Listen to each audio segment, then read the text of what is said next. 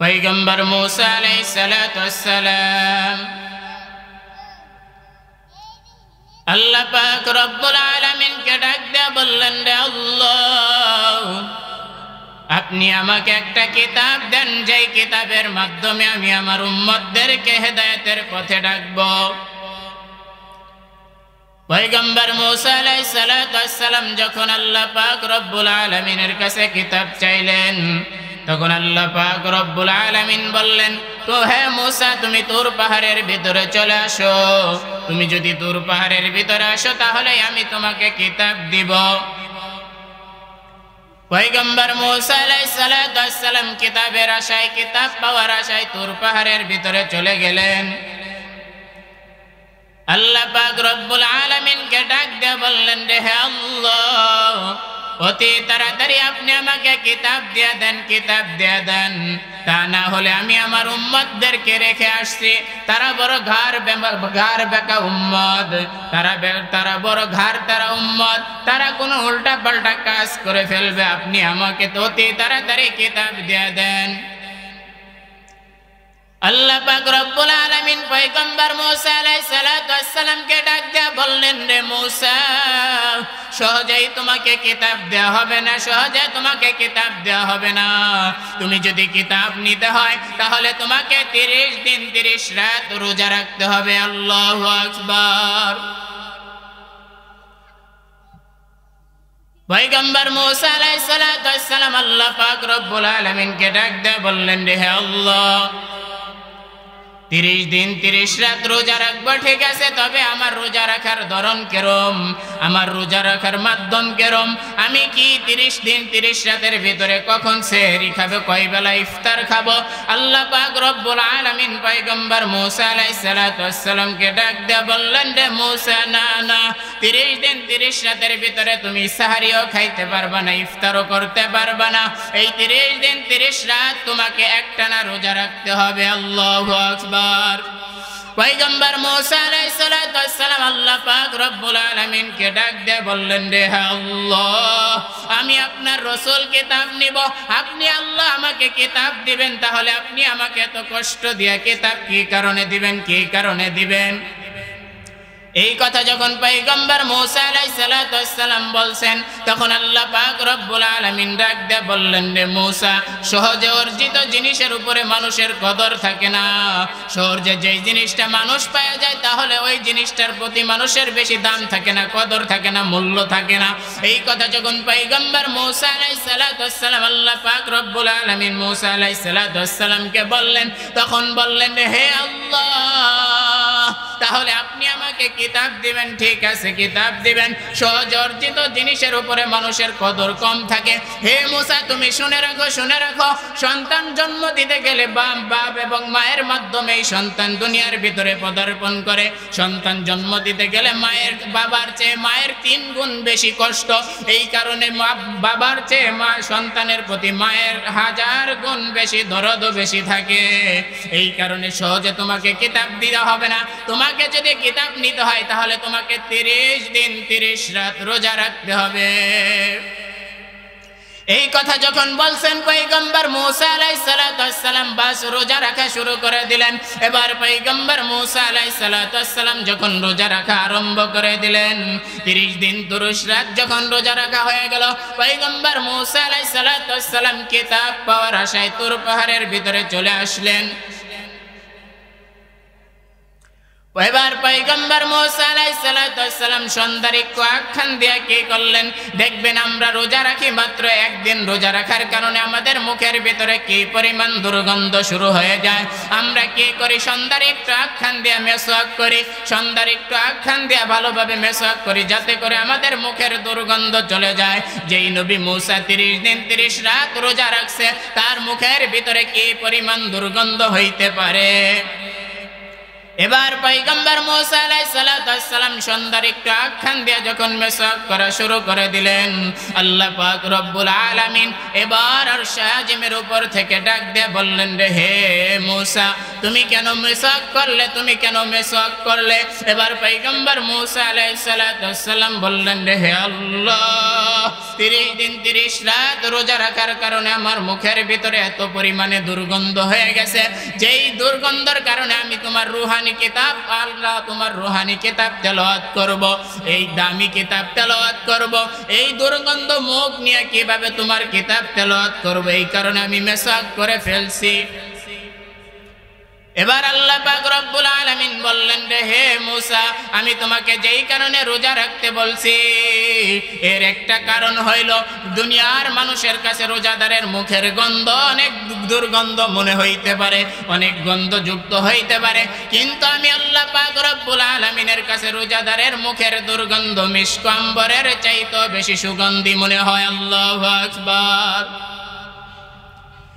এবার পয়গম্বর মূসা আলাইহিস সালামকে আল্লাহ পাক রব্বুল আলামিন ডাক দিয়ে বললেন, হে মূসা, আজকে তোমাকে কিতাব দেওয়া হবে না, আজকে তোমাকে কিতাব দেওয়া হবে না, কিতাব দেওয়া হবে না। তুমি যদি কিতাব নিতে চাও তাহলে তোমাকে আরো 10 দিন রোজা রাখতে হবে। এবার পয়গম্বর মূসা আলাইহিস সালাম আরো 10 দিন রোজা রাখা আরম্ভ করে দিলেন। আগে 30, পরে 10, কয়দিন হলো? 40 দিন যখন হয়ে গেছে, পয়গম্বর মূসা আলাইহিস সালাম কিতাব নেওয়ার জন্য তুর পাহাড়ে চলে আসলেন। এবার আল্লাহ পাক রব্বুল আলামিন 69 জন ফেরেশতা সাথে জিবরাইলকে 70 জন ফেরেশতার মাধ্যমে আল্লাহ পাক রব্বুল আলামিন পয়গম্বর মূসা আলাইহিস সালামের কিতাব দিয়ে দিলেন। একটা হাদিসের ভিতরে আছে পয়গম্বর আল্লাহ পাক রব্বুল আলামিন 5টা জিনিস নিজের কুদরতি হাত দ্বারা বানাইছেন। কয়টা জিনিস? 5টা জিনিস আল্লাহ পাক রব্বুল আলামিন নিজের কুদরতি হাত দ্বারা বানাইছেন। 1 নম্বরে আল্লাহ পাক রব্বুল আলামিনের আরশ আল্লাহ পাক রব্বুল আলামিন নিজের কুদরতি হাত দ্বারা বানাইছেন। সুবহানাল্লাহ।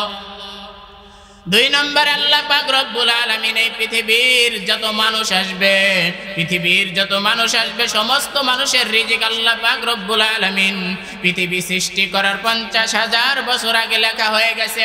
সেটা হইল আল্লাহ পাক রব্বুল আলামিন 2 নম্বরে যেই জিনিসটা নিজের কুদরতি হাত দ্বারা বানাইছেন, সেই জিনিসটা হলো আল্লাহ পাক রব্বুল আলামিন একটা কলম বানাইছেন, যেটা আল্লাহ পাক রব্বুল আলামিন নিজের কুদরতি হাত দ্বারা বানাইছেন। সুবহানাল্লাহ। 3 নম্বরে আল্লাহ পাক রব্বুল আলামিন পয়গম্বর মূসা আলাইহিস সালামের তাওরাত কিতাব আল্লাহ পাক রব্বুল আলামিন নিজের কুদরতি হাত দ্বারা লেখছেন। 4 নম্বর হলো জান্নাতে আদন নামে একটা জান্নাত আছে, সেই জান্নাতটা আল্লাহ পাক রব্বুল আলামিন নিজের কুদরতি হাত দ্বারা বানাইছেন। 5 নম্বরে যেই জিনিসটা আল্লাহ পাক রব্বুল আলামিন নিজের কুদরতি হাত দ্বারা বানাইলেন, ওই জিনিসটা হইল তুমি আমি মানুষ আল্লাহ পাক রব্বুল আলামিন নিজের কুদরতি হাত দ্বারা বানাইছেন। সুবহানাল্লাহ। তাহলে মানুষ তুমি বড় দামি, আল্লাহ পাক রব্বুল আলামিন তোমাকে আমাকে এত দামি কইরা নিজের কুদরতি হাত দ্বারা বানাইছেন, এমনে এমনে বানাই নাই। আল্লাহ পাক রব্বুল আলামিন কালামুল্লাহ শরীফের ভিতরে বলেন, আফা হাসিবাতুম আন্নামা خلقناكم عبثا وأنكم إلينا لا ترجعون। আল্লাহু আকবার। হে আমার দুনিয়ার মানুষ, আমি তোমাদের কেমনে এমনে বানাই নাই। কাল কিয়ামতের ময়দানে প্রত্যেকটা মানুষকে আল্লাহর সামনে দাঁড়ায় হিসাব দিতে হবে কি হবে না? তাহলে আমি আল্লাহ পাক রব্বুল আলামিনকে যদি প্রশ্ন করি, হে আল্লাহ, তাহলে আপনি আমাদেরকে কেন বানাইলেন, কেন বানাইলেন? আল্লাহ পাক রব্বুল আলামিন আরেক আয়াতের ভিতরে বলেন, ওমা খালাকতুল জিন্না ওয়াল ইনসা ইল্লা লিয়াবুদুন। আল্লাহু আকবার। আল্লাহ পাক রব্বুল আলামিন বলেন, আমি মানুষ এবং জিন জাতিকে আমি আমার ইবাদত করার জন্য বানাইছি। মানুষের গুণ হইল ইবাদত করা, এটাই হইল মানুষের গুণ। মাইক বানাইছে, মাইকের গুণ হইল সাউন্ড দেওয়া, মাইকের গুণ। লাইটওয়ালা লাইট বানাইছে, লাইটের গুণ হইল আলো দেওয়া, লাইটের গুণ। ফ্যানওয়ালা ফ্যান বানাইছে, ফ্যানের গুণ হইল বাতাস দেওয়াই হইল ফ্যানের গুণ। তাহলে মানুষকে আল্লাহ পাক রব্বুল আলামিন বানাইছে নিজের ইবাদত করার জন্য। ইবাদত করাই হইল মানুষের গুণ। যেই মানুষ আল্লাহর ইবাদত করবে না, যেই মানুষ আল্লাহর গুণগান করবে না, ওই মানুষকে আল্লাহ পাক রব্বুল আলামিন কাল কিয়ামতের ময়দানে জাহান্নামের ভিতরে নিক্ষেপ করে ফেলে দিবে। বলেন না নাউজুবিল্লাহ। তাহলে আপনি আমি মানুষ হইল আল্লাহ পাক রব্বুল আলামিন বানাইছে ইবাদতের জন্য। কিসের জন্য বলেন? ইবাদতের জন্য বানাইছেন। এবার পয়গম্বর মূসা আলাইহিস সালাতু ওয়াস সালাম যখন তুর পাহাড় থেকে তাওরাত কিতাব নিয়ে যখন তার উম্মতের ভিতরে চলে আসলেন, এবার আল্লাহ পাক রব্বুল আলামিনকে পয়গম্বর মূসা আলাইহিস সালাতু ওয়াস সালাম বললেন, হে আল্লাহ, আমি আপনার কিতাবরে কি দ্বারা গিলাফ লাগাইবো? আমি কি আপনার কিতাবকে কাপড় দ্বারা গিলাফ করব নাকি চামড়া দিয়ে গিলাফ লাগাইবো? এবার আল্লাহ পাক রব্বুল আলামিন, মূসা, তুমি যদি কাপড় এবং চামড়ার মাধ্যমে আমার কিতাবকে গিলাফ লাগাও তাহলে এই কিতাবের সম্মান হবে না, সম্মান হবে না। এই কিতাবের গিলাফ লাগাইতে হবে স্বর্ণ দিয়ে। কি দিয়ে বলেন? স্বর্ণ দিয়ে গিলাফ লাগাইতে হবে। এবার পয়গম্বর মূসা আলাইহিস সালাতু ওয়াস সালাম আল্লাহ পাক রব্বুল আলামিনকে ডাক দিয়ে বললেন, হে আল্লাহ, স্বর্ণ দিয়ে গিলাফ লাগাবো ঠিক আছে, তবে আমি এত স্বর্ণ কোথায় পাবো? এবার আল্লাহ পাক রব্বুল আলামিন বললেন, হে মূসা, আমি তোমাকে একটা পদ্ধতি বলে দেই, এই পদ্ধতির মাধ্যমেই তুমি কি করবা? স্বর্ণর মাধ্যমে, এই পদ্ধতির মাধ্যমেই তুমি স্বর্ণ বানায়া গিলাফ লাগাইয়া দিবা। এবার আল্লাহ পাক রব্বুল আলামিন জিব্রাইলের মাধ্যমে জান্নাত থেকে একটা পরশ পাথর পাঠাইয়া দিলেন, যেই পাথরটা লোহার সাথে ঘষা মারলেই সোনা হয়ে যায়, যেটাকে আরবিতে বলা হয় কিমিয়া। ওই কিমিয়া নামক পাথরটা আল্লাহ পাক রব্বুল আলামিন জিব্রাইলের মাধ্যমে পাঠাইয়া দিলেন। পয়গম্বর মূসা আলাইহিস সালাতু ওয়াস সালামকে পাথরটা এনে দেওয়ার পরে বললেন, হে আল্লাহর নবী মূসা, আপনি কি করেন? এই পাথরের মাধ্যমে আল্লাহ পাক রব্বুল আলামিন আপনাকে পাথরের মাধ্যমে সোয়া লাগাইয়া ঘষা লাগাই আপনি সোনা হয়ে যাবে। সোনার মাধ্যমে আল্লাহর কিতাবের গিলাফ লাগাইবেন। আল্লাহু আকবার। এবার পয়গম্বর মূসা আলাইহিস সালাতু ওয়াস সালাম তিনি চিন্তা করলেন, আমি তো স্বর্ণকার না, আমি তো কোনো স্বর্ণের কাজ করি না, আমি গিলাফ লাগাবো কিভাবে? তিনি চিন্তা করতে লাগলেন। এবার পয়গম্বর মূসা আলাইহিস সালাতু ওয়াস সালাম চিন্তায় পড়ে গেলেন। যখন চিন্তা করতে করতে একটা পর্যায়ে তার মাথার ভিতরে চলে আসলো, হায় হায়, আমার তো ভগ্নিপতি পরবর্তীতে কারুন, তিনিও ছিলেন কি? কারুন ছিলেন স্বর্ণকার। কারণ সময় মতো বুজুর্গ, কারণও তিনি ছিলেন স্বর্ণকার। এবার পয়গম্বর মূসা আলাইহিস সালাতু ওয়াস সালামের একটা বোন ছিল, ওই বোনকে পয়গম্বর মূসা আলাইহিস সালাতু ওয়াস সালাম কারুনের সাথে বিবাহ দিয়া পরবর্তীতে ভগ্নিপতি বানায় ফেলছেন। এবার পয়গম্বর মূসা আলাইহিস সালাতু ওয়াস সালাম কারুনকে ডাক দিয়ে বললেন, রে কারুন, আল্লাহ পাক রব্বুল আলামিন আমাকে একটা দায়িত্ব দিয়েছে। এই দায়িত্বটা হইল, যেই কোনো মানুষকেও তো দেয়া যায় না, যেই কোনো মানুষকে যদি আমি দেয়া দেই, এই মানুষ যদি আমার সাথে খেয়ানত করে, আমানতের খেয়ানত করে, তাহলে তো বড় মুশকিল হয়ে যাবে। এবার পয়গম্বর মূসা আলাইহিস সালাতু ওয়াস সালাম বললেন, রে কারুন, তুমি তো স্বর্ণকার, তুমি তো স্বর্ণ বানাও। আল্লাহ পাক রব্বুল আলামিন আমাকে একটা কিতাব দিয়েছেন, যেই কিতাবটা তাওরাত কিতাব, এই কিতাবে গিলাফ লাগাইতে হবে স্বর্ণ দিয়া। তুমি কি স্বর্ণ দিয়া গিলাফ লাগাইতে পারবা কিনা বলো?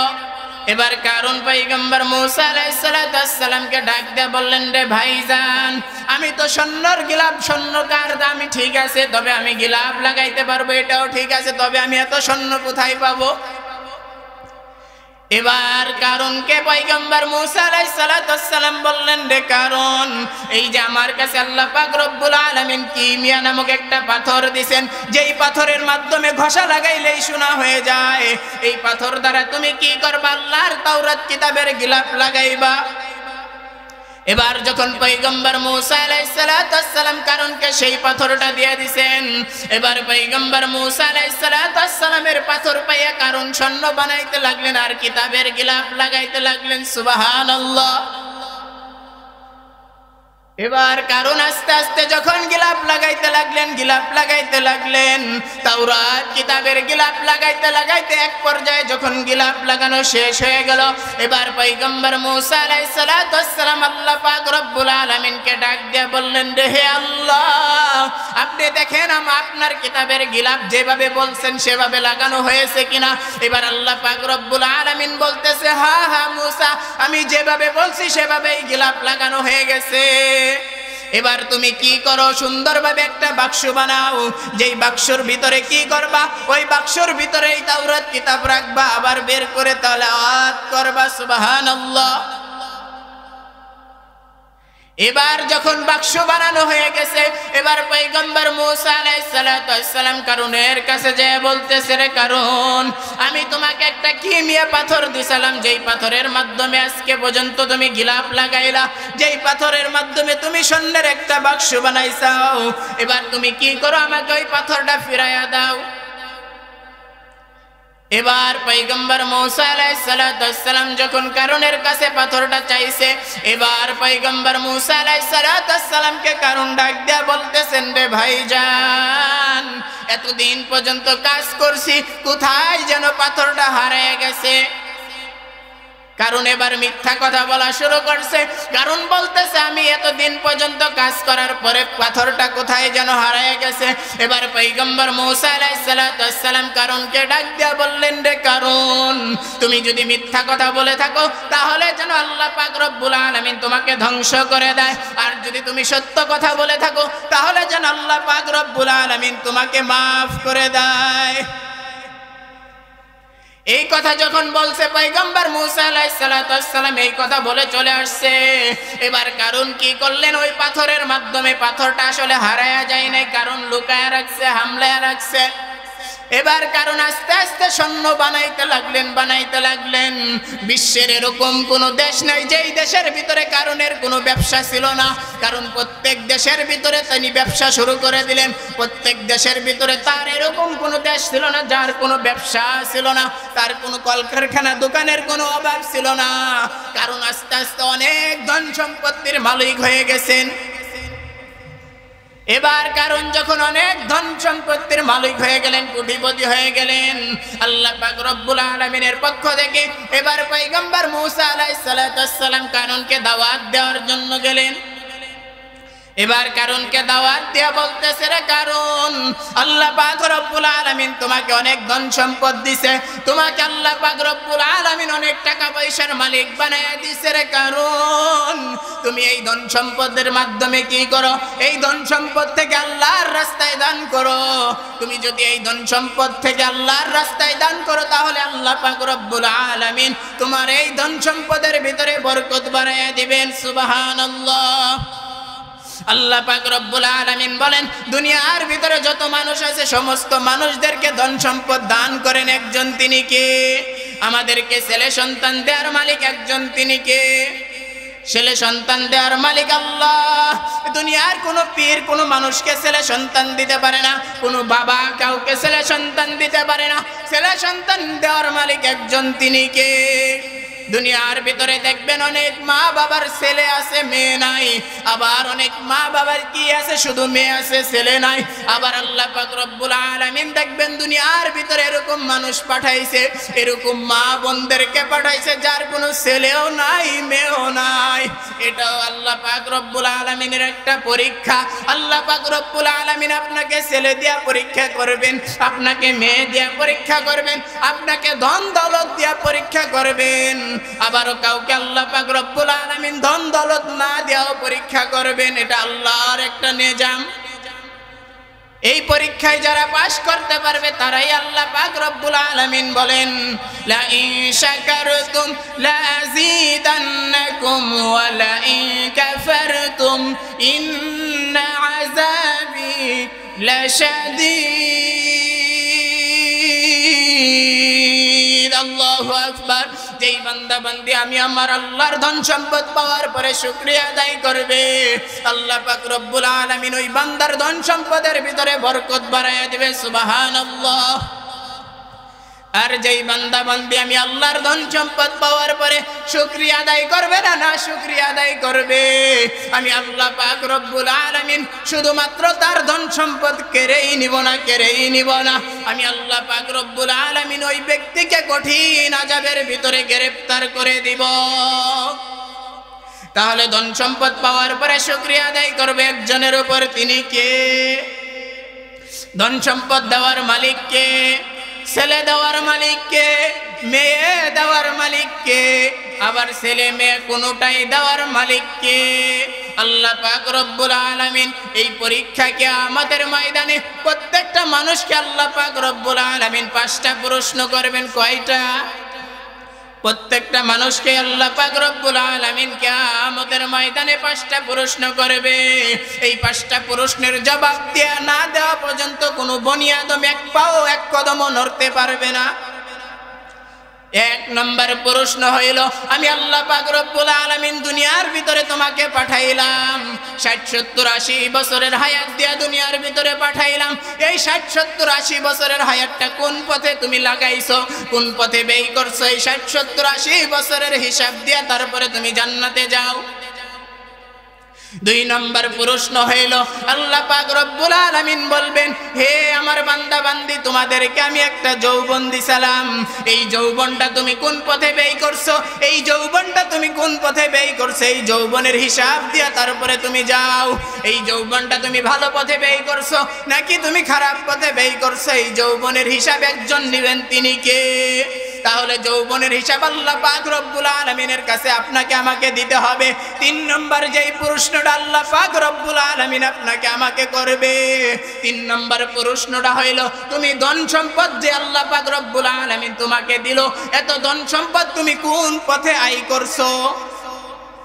4 নম্বর প্রশ্নটা হইল, আল্লাহ পাক রব্বুল আলামিন বলবেন, তোমার এত ধন সম্পদ পাওয়ার পরে তুমি এই ধন সম্পদ কোন পথে ব্যয় করছো? এই ব্যয়ের এবং আয়ের হিসাবটা তারপরে দাও, তারপরে যাও। 5 নম্বর প্রশ্নটা হইল, আল্লাহ পাক রব্বুল আলামিন আপনাকে আমাকে আকল দিবেন, জ্ঞান দিবেন। কোন গরু ছাগলকে আল্লাহ পাক রব্বুল আলামিন আকল দেন নাই, জ্ঞান দেন নাই, যার কারণে গরুকে যদি আপনি আপনার নিজের ক্ষেতের ভিতরে ছেড়ে দেন, পরের ক্ষেতের ভিতরে যাও যেরকম ভাবে খায় আপনার ক্ষেতের ভিতরেও যায় খায়। কারণ আল্লাহ পাক রব্বুল আলামিন গরুকে কোনো আকল দেন নাই, বুদ্ধি দেন নাই। আপনাকে আল্লাহ পাক রব্বুল আলামিন আকল দিলেন, বডির ভিতরে কত দামি দামি সম্পদ দিলেন। কোন মানুষকে যদি বলা হয় তোমার 2টা চোখকে আমি কোটি কোটি টাকা দেব, 20 কোটি টাকা দেব, 100 কোটি টাকা দেব, তাহলে ওই মানুষ কি বলবে? আপনার তোমার 2টা চোখ দিয়া দাও। আমার মনে হয় না ওই মানুষ বলবে যে আমি আমার 2টা চোখ তোমাকে দিয়ে দিব। তাহলে আল্লাহ পাক রব্বুল আলামিন, আপনি আমি চিন্তা করেন, আল্লাহ পাক রব্বুল আলামিন আপনার বডির ভিতরে কত দামি দামি সম্পদ দিয়া দিবেন। এত দামি দামি সম্পদ আল্লাহ পাক রব্বুল আলামিন আপনার বডির ভিতরে এমনি এমনি দেয় নাই। কাল কিয়ামতের ময়দানে প্রত্যেকটা বডি এবং প্রত্যেকটা নিয়ামতের আল্লাহ পাক রব্বুল আলামিন হিসাব নেবেন। বলেন না আল্লাহু আকবার। আল্লাহ পাক রব্বুল আলামিন এত সুন্দর আসমানটাকে ঝুলন্ত অবস্থায় তোমার আমার জন্য ফ্রি করে দিলেন, এত সুন্দর জমিনটা তোমার আমার জন্য পানির উপরে বিছিয়ে দিলেন ফ্রি। আমরা আল্লাহ পাক রব্বুল আলামিনের অক্সিজেন খাইতেছি, অক্সিজেন আল্লাহ পাক রব্বুল আলামিনের অক্সিজেন নিতেছি ফ্রি। কত নিয়ামত আল্লাহ পাক রব্বুল আলামিনের খাইতেছি ফ্রি। কাল কিয়ামতের ময়দানে প্রত্যেকটা মানুষকে আল্লাহ পাক রব্বুল আলামিন প্রত্যেকটা নিয়ামত সম্পর্কে জিজ্ঞাসা করবেন। বলেন না সুবহানাল্লাহ। প্রত্যেকটা মানুষকে আল্লাহর সামনে কাল কিয়ামতের ময়দানে দাঁড়াইয়া 5টা প্রশ্নের হিসাব দিতে হবে। এই 5টা প্রশ্নের হিসাব দেওয়া ছাড়া কোনো মানুষ এক কদম নড়তে পারবে না। পয়গম্বর মূসা আলাইহিস সালাতু ওয়াস সালাম যখন কারুনকে দাওয়াত দিয়ে বললেন, হে কারুন, তোমাকে তো আল্লাহ পাক রব্বুল আলামিন অনেক ধন সম্পদ দিয়েছে, এই ধন সম্পদের মাধ্যমে তুমি অনেক ধনী হয়ে গেছো, আল্লাহ পাক রব্বুল আলামিন তোমাকে অনেক টাকা পয়সা দিয়েছে, তুমি এই টাকা পয়সা এই ধন সম্পদের মাধ্যমে তুমি কি করো? আল্লাহর রাস্তায় দান করো, আল্লাহর রাস্তায় ব্যয় করো। এই কথা যখন পয়গম্বর মূসা আলাইহিস সালাতু ওয়াস সালাম বললেন তুমি আল্লাহর রাস্তায় দান করো, তখন এবার কারুন ডাক দেয়া বলতেছে, হে ভাইজান, কতটুকু দান করা লাগবে? এবার পয়গম্বর মূসা আলাইহিস সালাতু ওয়াস সালাম বললেন 1/3, মানে 3 ভাগের 1 ভাগ দান করতে হবে। এই কথা যখন বলছে কারুনের তো মাথা গরম হয়ে গেছে, হায় হায়, আমি যদি এত টাকা পয়সা দান করি তাহলে তো আমি গরিব হয়ে যাব, তাহলে তো আমার ধন সম্পদ কমে যাবে, তাহলে আমার কি হবে? আমি তো এত সম্পদ কেন দান করব?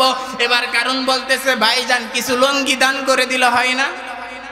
আমাদের দেশে আছে দেখবেন অনেক মানুষ যাকাতের লুঙ্গি দেয়, অনেক মানুষ যাকাতের শাড়ি দেয়। মহিলারা যখন শাড়ি নিয়ে যাইতে যাইতে ওই মানুষটাকে গালি দিতে দিতে যায়, হাই হাই, এই শাড়ি দিয়ে এই লুঙ্গি দিয়ে মশারিও হবে না, ঠিক কিনা বলেন?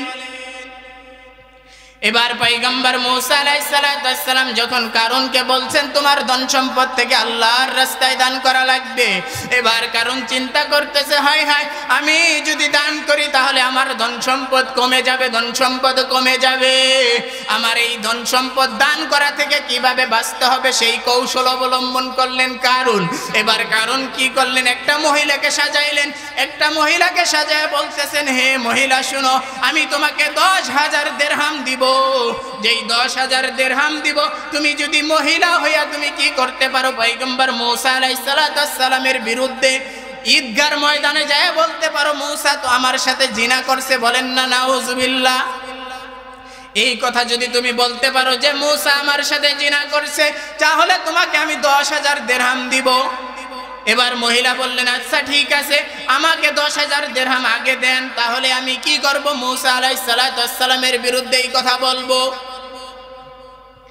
এবার মহিলাকে যখন 10,000 দিরহাম কারণ যখন দিয়ে দিলেন, কারণ এবার মহিলা 10,000 দিরহাম নিয়ে ঈদগার ময়দানে পয়গম্বর মূসা আলাইহিস সালাম যখন নামাজ শেষ করার পরে, যখন ভাষণ শেষ করার পরে, বয়ান শেষ করার পরে এবার কারণ দাঁড়িয়ে গেলেন।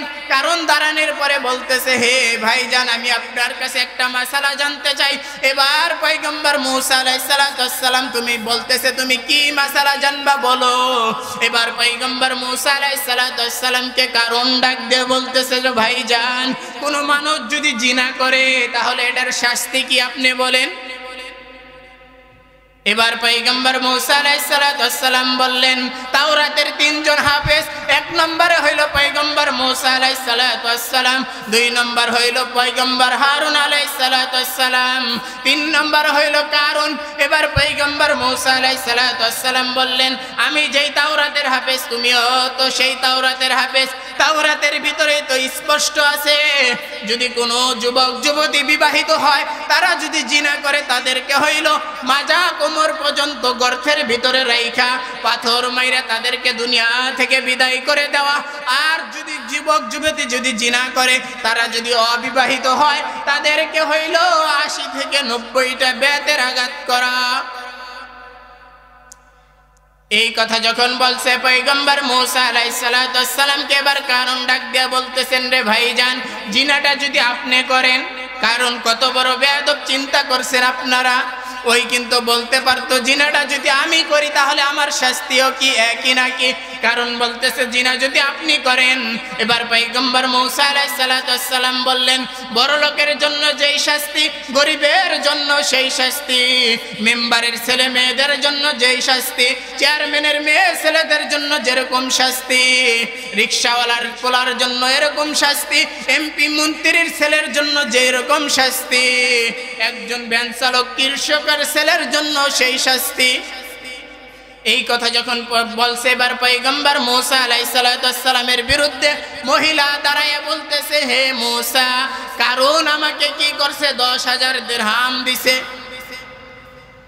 তাফসীরের ভিতরে 2 রকম আসছে, প্রথমে মহিলা একটা তাফসীরের ভিতরে আসছে প্রথম মহিলা দাঁড়ায় বলতেছে হে জামানার নবী মূসা আপনি আমার সাথে জিনা করছেন। এই কথা যখন বলছে পয়গম্বর মূসা আলাইহিস সালাম মহিলার দিকে তার নবুয়তির পাওয়ার দিয়ে যখন পয়গম্বর মূসা আলাইহিস সালামের দিকে তাকাইছেন, এবার যখন মহিলার দিকে তাকানোর পরে মহিলার এবার তার মাথার ভিতরে এবার তার মস্তিষ্কের ভিতরে চেঞ্জ আয়া পড়ছে। এবার যখন মূসা আলাইহিস সালামের নবুয়তের পাওয়ার দিয়ে যখন তার চেহারার দিকে তাকাইছে এবার কারণ এবার মহিলা ডাক দিয়ে বলতেছে হে মূসা, হে জামানার নবী মূসা আপনি আমার সাথে জিনা করেন নাই, আপনি আমার সাথে জিনা করতে পারেন না, কোন নবী কোন মানুষের কোন মহিলার সাথে জিনা করতে পারে না। আমাকে কারণ কি করছে 10,000 দিরহাম দিছে যাতে করে আমি ঈদগার ময়দানে হাজার হাজার লক্ষ লক্ষ মানুষের ভিতরে আমি বলি আপনি আমার সাথে জিনা করছেন। এবার পয়গম্বর মূসা আলাইহিস সালামের মেজাজ তেমনি গরম, একবার ফিরাউনের বাবুর্চিকে এক থাপ্পড় দিয়া কি করছে মেরেই ফেলছে। তাহলে মূসা আলাইহিস সালামের মিজাজ কিরকম গরম চিন্তা করছেন। এবার পয়গম্বর মূসা আলাইহিস সালাম রাগ হয়ে গেলেন, তার মাথার ভিতরে যখন রাগ হয়ে গেলেন এবার আল্লাহ পাক রব্বুল আলামিনকে ডাক দিয়ে বললেন হে আল্লাহ এই যে দেখো কারণের শাস্তি কি তুমি দিবা নাকি আমি শাস্তি দিব বলো। এবার আল্লাহ পাক রব্বুল আলামিন বললেন কারণ আমার সাথে অন্যায় করে নাই, অন্যায় তোমার সাথে করছে, তুমি শাস্তি দিয়া দাও। তবে আমি তোমাকে একটা মাধ্যম দিয়ে দিব। এই মাধ্যমটা হইল এই যে জমিন আছে, এই জমিনকে আমি তোমার আয়ত্তে আইনা দিলাম। এই জমিনকে তুমি যা আদেশ করবা তাই শুনবে। এবার পয়গম্বর মূসা আলাইহিস সালাতু ওয়াস সালাম বললেন, হে জমিন তুমি কারণকে ধরো, কারণকে ধরো, কারণ যেন পলায়া না যাইতে পারে। এই কথা যখন বলছে কারণের টাকনু পর্যন্ত সঙ্গে সঙ্গে জমিন আটকায় ফেলাইছে। এবার যখন তার টাকনু পর্যন্ত জমিনের ভিতরে ডাকতে লাগলেন। এবার কারণ তখনও কি করতেছিলেন, তিনি ভাবতেছিলেন আমি বাইচা যাব। এবার কারণ যখন ডাবতে তার মাজা পর্যন্ত ডাইবে গেলেন।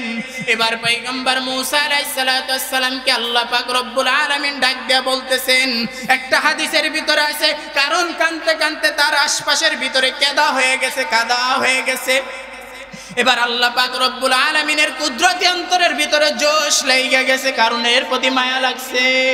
এবার আল্লাহ পাক রব্বুল আলামিন কারণকে ডাক দিয়ে বলতেছে, মূসা আলাইহিস সালাতু ওয়াস সালামকে ডাক দিয়ে বলতেছেন, হে মূসা কারণ এত ভাবে তোমার কাছে কাঁদতেছে, তুমি কেন কারণকে মাফ করতে পারো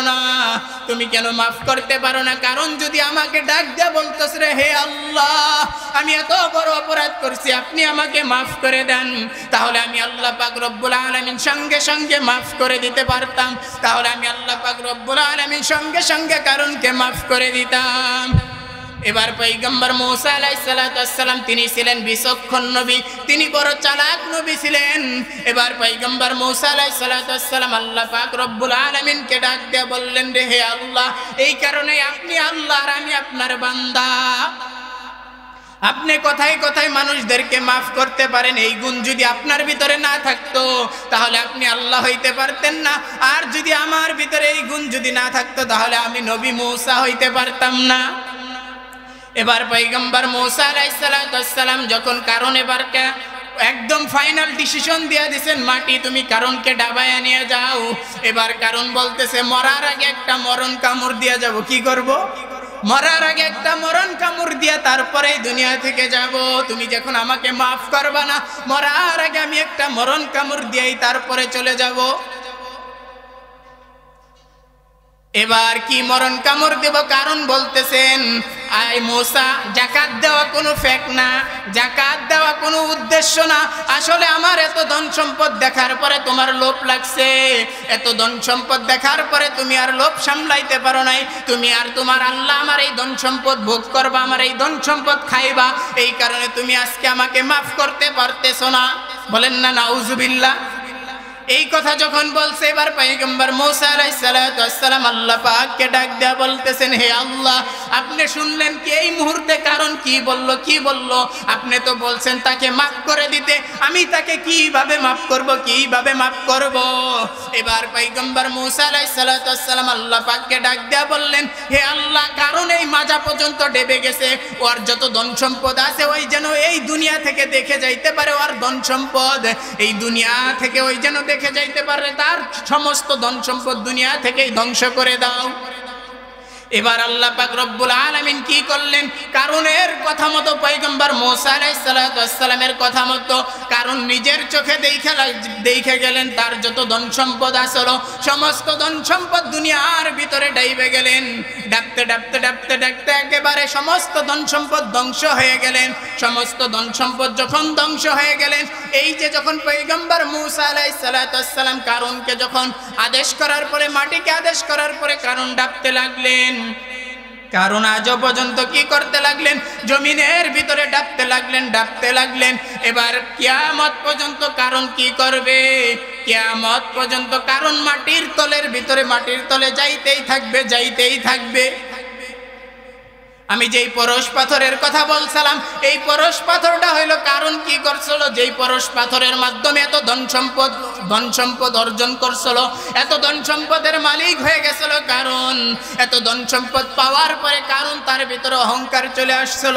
এবার কারণ কি করছিল, ওই যে পরশ পাথরটা ছিল, ওই পরশ পাথরটাতে একদম তার গুডাউনের ভিতরে লুকায় রাখছিল, তার গুডাউনের ভিতরে সুন্দর করে একদম সংরক্ষণ করে রাখছিল। এই গুডাউন যখন ডেবে গেল, কারণের ওই গুডাউন যখন ডেবে গেল কিয়ামতের ভিতরে, ওই দুনিয়ার ভিতরে যখন গুডাউন যখন চলে গেল, ডেবে গেল, এই সঙ্গে সঙ্গে পরশ পাথরটাও কি করলো, ওই গুডাউন সহকারে একদম মাটির তলের ভিতরে ডেবে গেল।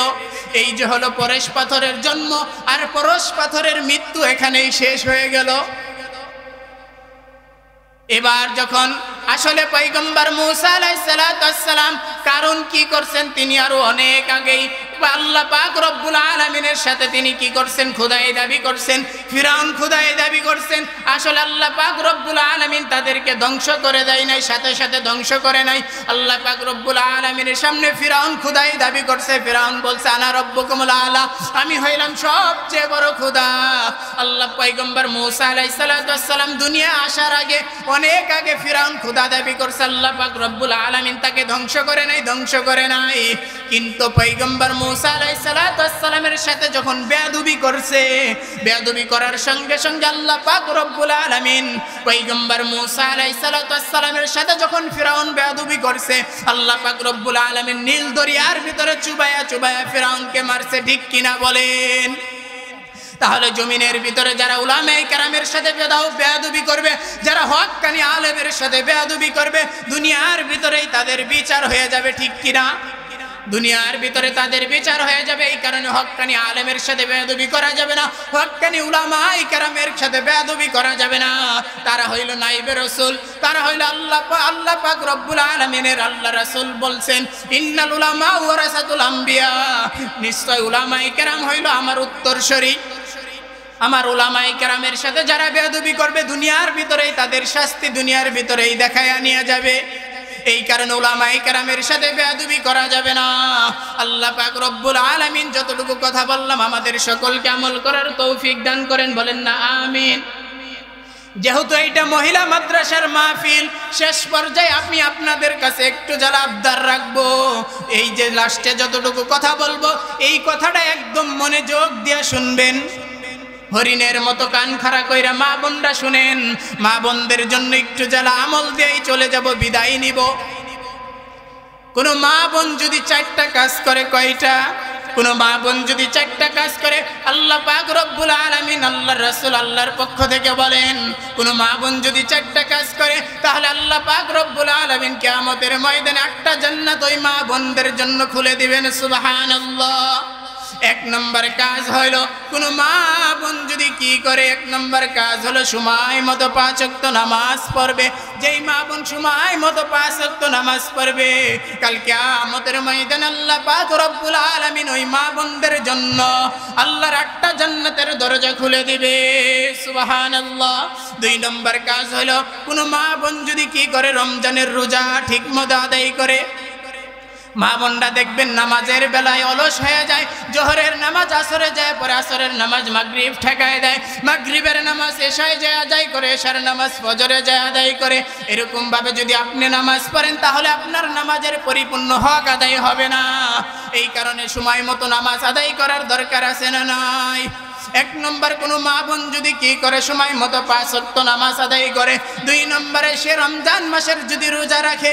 3 নম্বর হইল, কোন মা বোন যদি নিজের লজ্জা স্থানের হেফাজত করে। 4 নম্বর যেই কাজটা, সেই কাজটা হলো, কোন মা বোন যদি নিজের স্বামীর আনুগত্য করে।